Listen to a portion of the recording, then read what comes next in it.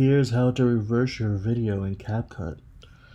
You simply go over here and you could see all the different options, and you see crop, you see rotate, you see mirror, you see reverse, you see freeze.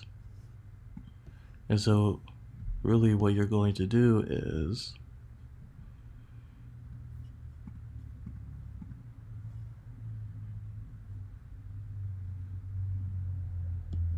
you're going to go here and then you're going to click reverse. You're going to let it reverse the clip. So now, as you can see, instead of it moving forward, now it's moving backward. It's pretty straightforward. I recommend using this for some creative effects, like time travel, obviously, and really being creative with this, especially if you're beating it to the music. If you're doing a cool edit, maybe just have them walk back and then walk forward again.